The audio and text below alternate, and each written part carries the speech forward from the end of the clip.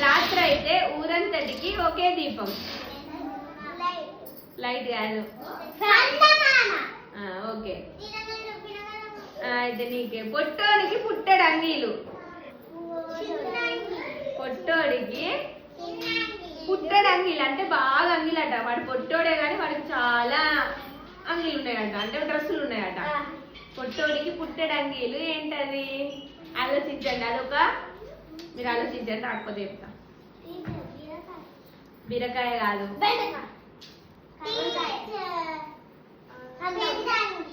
బాగా అంగిలట.